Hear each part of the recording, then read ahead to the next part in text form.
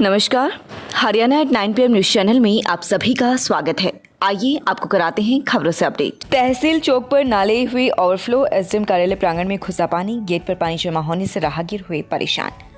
खरखुदा में तहसील चौक पर नाले ओवरफ्लो होने के कारण एसडीएम तहसील व न्यायालय परिसर तक पानी पहुंच गया। न्यायालय परिसर के पार्क में गंदा पानी जमा हो गया, जबकि इन तीनों भवनों के मुख्य गेट पर भी काफी पानी जमा हो गया।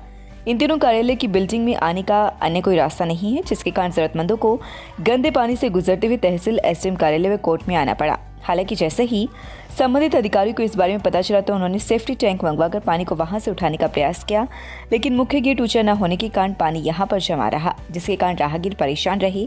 कई राहगीर तो इंतजार करते रहे कि पानी कब सूखेगा, लेकिन पानी सूखा ही नहीं।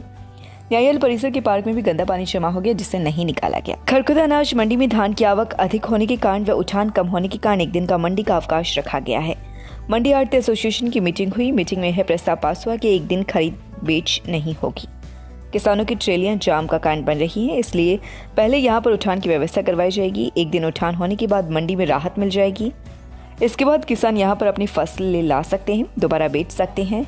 उन्होंने कहा कि मंडी आढ़ती प्रधान नरेश दहिया ने कहा है कि यह किसानों व आढ़तियों की राहत के लिए किया जा रहा है, ताकि उन्हें कोई परेशानी ना हो। लिया गया कि व्यापारियों को देखते हुए फिर किसानों को देखते हुए अनाप शनाप जगह माल उतारा जाता है, रेत मिट्टी में माल पड़ता है किसान का। इस करके ना ट्रांसपोर्ट की भी कमी है और लेबर की भी कमी है।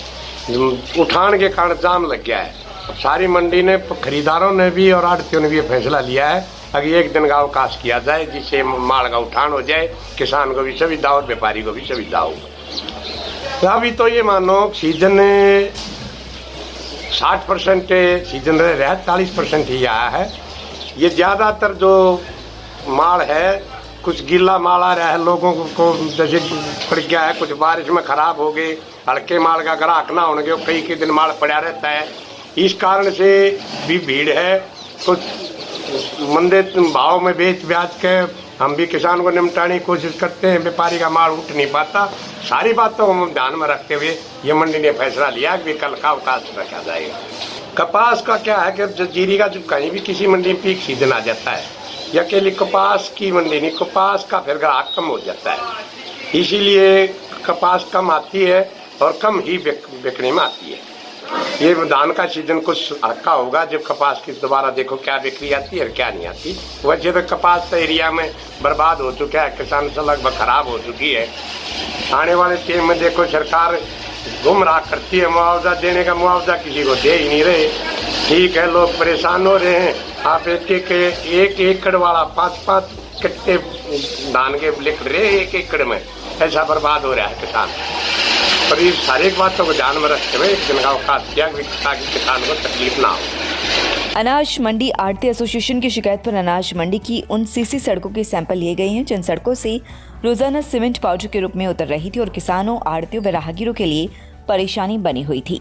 मामले की शिकायत चंडीगढ़ चीफ अकाउंटेंट के पास पहुंची थी, जिसके बाद जांच के लिए टीम गठित की गई। टीम ने मौके पर पहुंचकर ऐसे सड़कों के सैंपल लिए हैं। सैंपल रिपोर्ट आने पर आगामी कार्यवाही की जाएगी। उधर मार्केटिंग बोर्ड के जेई जितेंद्र कुमार का कहना है कि आढ़तियों की शिकायत के बाद फैसला लिया गया है कि जिन सड़कों की सीमेंट पाउडर के रूप में उतर रही है, उन सीसी सड़कों के ऊपर कंक्रीट की ओर लेयर भी लगाई जाएगी, जो धान का सीजन समाप्त होते ही लगाई जाएगी। इसके अतिरिक्त जिन ठेकेदारों ने ये सीसी सड़क बनाई है, उनके सैंपल लिए गए हैं। सैंपल फेल हुए तो संबंधित ठेकेदारों की पेमेंट भी रोकी जाएगी। आढ़ती एसोसिएशन ने अधिकारियों को शिकायत दी थी, लेकिन कहीं पर भी कोई सुनवाई नहीं हुई, तो उन्होंने चंडीगढ़ चीफ अकाउंटेंट को शिकायत भेजी थी, जिस पर कार्यवाही करते हुए अनाज मंडी में सड़कों की सैंपलिंग की गई, क्योंकि इन सड़कों में निरंतर सीमेंट पाउडर बनकर उड़ रहा है, जो बीमारी का कारण बना हुआ है। इन सड़कों पर अधिकारियों ने अब एक और लेयर लगाने का फैसला लिया है। नरेश दहिया, प्रधान मंडी आढ़ती एसोसिएशन खरखुदा। है कि वो वहाँ से महकमे से भी यहाँ सैंपल लेने के लिए आए थे। महकमे ने यही ये मान लिया कि इसमें वास्तव में ही ठेकेदार ने काफ़ी नकमी सामग्री लगा रखी है। ठेकेदार ने और इसने जो अपने महकमे के आदमी हैं, इन्होंने ये कहा कि हम दोबारा इस सड़क को बना देंगे। देखो बनाते हैं या ना बनाते, मंदिर आला अधिकारियों के ऊपर एप्लीकेशन दे रखी है। हम तो ये चाहते हैं कि अच्छी सड़क बना दे और ठेकेदार को कम से कम ये सबक तो सिखाया जा कि ऐसा निकम्मा कहीं का कार्य ना करे। ये आप देखते हो सड़क पर चलना दूर हो रहा है धूल के कारण। इसी करके उन्होंने ये आश्वासन दिया है आश्वासन तो हर एक महकमे में मिलते हैं, देखो प्रैक्टिकल होता है कि नहीं होता है। उन्होंने ये आश्वासन दिया हम इसको दोबारा बना देंगे। विजिलेंस की इंक्वायरी की मांग की थी, मैंने सीए को बाई हैंड लेटर भेजा, सेक्रेटरी को भी लिख के दिया और पत्रकारों के माध्यम से भी, अपने सीआईडी के माध्यम से भी मैंने विजिलेंस को तक बात पहुँचाई है। हम तो ये चाहते हैं इसकी इंक्वायरी तो होनी ही चाहिए, गहराई से इंक्वायरी की जाएगी। शहर के सापला मार्ग पर बुधवार की रात को एक सड़क हादसे में मोटरसाइकिल सवार युवक की जान चलेगी। ट्रैक्टर चालक पर मोटरसाइकिल को टक्कर मारने के आरोप लगे हुए हैं। मृतक के भाई की शिकायत पर पुलिस ने ट्रैक्टर चालक के खिलाफ मामला दर्ज कर जांच शुरू कर दी है। बृहस्पतिवार को पुलिस ने शव को पोस्टमार्टम कराकर परिजनों के हवाले कर दिया।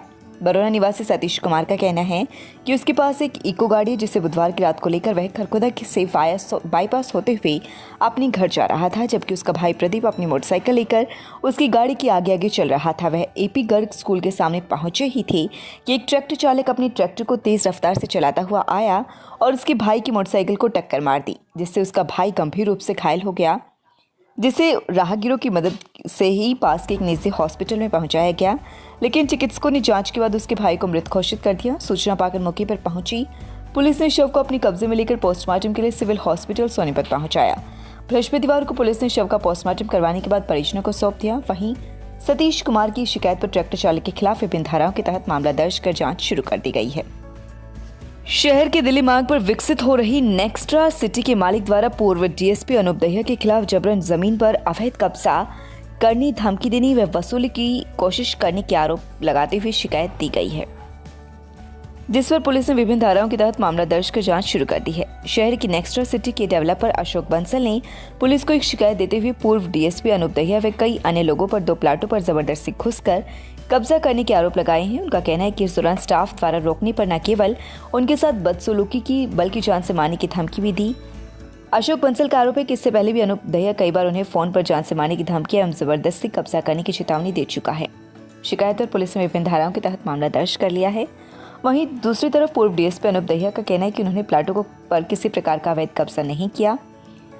अप्रैल 2018 में उन्होंने नेक्स्ट्रा सिटी में डीलरों के माध्यम से 2 प्लॉट को खरीदते हुए 4 लाख रुपए पेशगी दी थी, जिस पर अशोक बंसल ने 3 माह में रजिस्ट्री करवाने का आश्वासन दिया था। एक दिन बीच में अशोक बंसल उन्हें मिला तो फिर उन्हें रजिस्ट्री करवाने के लिए कहा तो उसने 10 लाख रुपए मांगते हुए उसी महीने रजिस्ट्री कराने की बात कही, जिस पर उसने 10 लाख रुपए भी दिए, लेकिन आज तक उसकी रजिस्ट्री नहीं हुई। प्लाट धारक के नाते उसके 2 ड्रामे फ्रीज व एलईडी भी निकली हुई है, वह भी उसे अब तक नहीं दी गई। लेन देन के बीच में आए डीलर अशोक बंसल को भड़का रहे हैं। अनूप दहिया का कहना है कि उसने कब्जा करने की नीयत से नहीं बल्कि अशोक बंसल से 2 प्लाटों की रजिस्ट्री कराने की मांग को लेकर नींव खोदी है। उन्होंने प्लाट को पैसे दे रखे हैं, जिसे लेकर उसने खुद थाने में एक शिकायत भी 8 नवंबर को दी हुई है। मेरा छोरा इंजीनियर है। वो इंजीनियर नहीं होता, इंजीनियर होता है बुड्ढी। पहले चुप तो हो जा, पहले बोलना तो सीख ले। ए छटंकी सी गणी बोल रहा तू। आन दे मेरे छोरे ने, आन दे इंजीनियर ने, तने वो बताओगा। अरे बुड्ढी चली जाओ यहाँ से। अगर हमारे घर आगे से कचरा करगी ना तो तुझे और तेरे छोरे को मारूंगी बहुत ज्यादा। नाक कान व गला विभाग दूरबीन विधि द्वारा नाक कान व गले का परीक्षण, थायराइड टॉन्सिल का इलाज, नाक की हड्डी का टेढ़ा होना, गले की कैंसर का इलाज, नक्सीर का इलाज, नाक व गले की एलर्जी का इलाज, दूरबीन विधि द्वारा नाक व साइनस का ऑपरेशन, कान में पस आना, सीटें बजना, आवाज़ गूंजना, कम सुनाई देने का इलाज, गले के टॉन्सिल व नाक के पीछे एडिनॉइड का कोब्लेटिन विधि द्वारा इलाज, दूरबीन विधि द्वारा कान की पर्दे व कान की हड्डी गले का ऑपरेशन। कंसल्ट डॉक्टर सौरभ मक्कार, ट्यूलिप हॉस्पिटल सोनीपत। उसके लिए लॉकर की सुविधा उपलब्ध है। हाई स्पीड वाईफाई हमने लगवाया है यहाँ पे। बच्चा मोबाइल से पढ़ता है, कई बार बच्चा टैब से पढ़ता है या लैपटॉप का प्रयोग करता है, तो हमने हर सीट पे बच्चे के लिए चार्जर का और बिजली के कनेक्शन का जो है फैसिलिटी भी उपलब्ध करवाई है। जैसे गांव में 700 साल से ट्यू सेंटर नहीं था, इतना बड़ा गांव है, अनेक सरकारें आई, अनेक सरपंच बने, गांव में क्यू सेंटर बनवाया। लगातार खबरों से अपडेट रहने के लिए चैनल को सब्सक्राइब जरूर करें। समाचार व विज्ञापन के लिए नीचे दिए गए नंबरों पर संपर्क करें। धन्यवाद।